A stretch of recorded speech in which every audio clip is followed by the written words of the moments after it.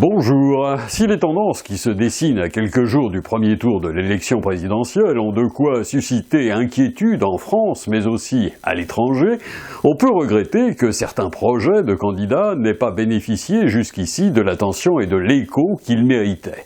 J'en veux pour preuve la forte impression qui se dégage aujourd'hui d'une curieuse campagne qui tente à démontrer que pour acquérir une crédibilité auprès d'un large public, outre l'indispensable charisme, la première qualité d'un homme politique briguant la présidence de la République française consiste avant tout à ne pas être trop avant-gardiste. Car le risque d'être incompris, de se brûler les ailes, apparaît flagrant. Cela signifie-t-il qu'un candidat ne doit en aucun cas chercher à se projeter dans le futur, à innover sur le fond comme sur la forme? Faut-il se cantonner aux légitimes préoccupations court terme des Français en articulant son programme sur de vieux constats et vieilles recettes sans jamais proposer de nouvelles pistes de réflexion et d'action? Mis à part l'utilisation des nouvelles technologies de l'information et de la communication qui offrent de véritables plateformes d'expression, comment expliquer la crainte suscitée par des visions d'avenir? Prenez pour exemple Jean-Luc Mélenchon, voilà un eurodéputé, leader de la France des Insoumis, que personne ne voyait franchir la barre symbolique et se révèle finalement plus up-to-date que ses concurrents avec ses hologrammes, sa chaîne YouTube, sa web radio et ses shows en plein air. En revanche, Benoît Hamon, l'un des seuls candidats à s'être lancé dans des projections d'avenir concernant les évolutions, voire mutations des modes de vie et de travail sur fond de numérisation et robotisation entre autres, s'est visiblement heurté à une totale incompréhension, voire à des railleries rendant son futur peu désirable. En ce début de XXIe siècle, en pleine irrévolution, le défaut de perception de son programme visionnaire a de quoi surprendre, même si d'autres facteurs ont sans nul doute influencé sa déconfiture. Faut-il considérer, comme il l'affirme lui-même, que ce qui a perdu aujourd'hui marchera sans nul doute demain?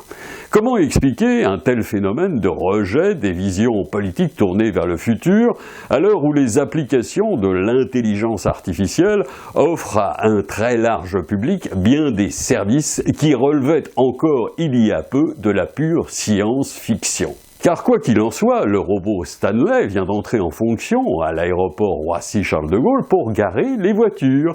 L'informatisation et l'automatisation s'emparent de tous les secteurs, industries comme services. Les algorithmes dictent désormais leurs lois dans tous nos échanges.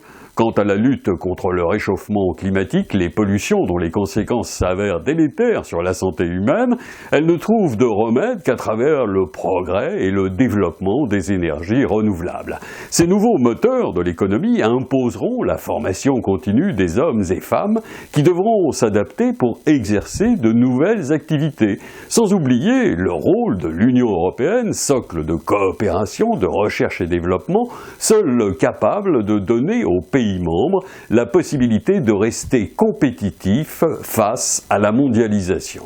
Après avoir critiqué les adeptes du Brexit au Royaume-Uni, puis les partisans de Donald Trump aux États-Unis, la France, qui a pris un gros coup de vieux, ne peut compter que sur la génération en activité et surtout les jeunes pour faire bouger les lignes politiques. L'élection présidentielle 2017 leur fournit l'occasion de le faire. Il s'agit de mettre un terme à la morosité, frilosité d'un peuple désabusé en l'absence de perspectives véritablement encourageante et surtout d'éviter tout retour en arrière qui serait fatal. Mais plus on retarde le franchissement du cap de Bonne-Espérance, plus la tâche sera complexe et le résultat incertain. Voilà pourquoi l'élection du 25e président de la République française marque une étape déterminante. Le destin du pays est bel et bien entre les mains d'hommes et femmes de bonne volonté, toutes générations confondues, qui ont conscience des défis à relever et des moyens qu'il faudra impérativement se donner pour y parvenir. Dans 5 ans, il sera déjà trop tard.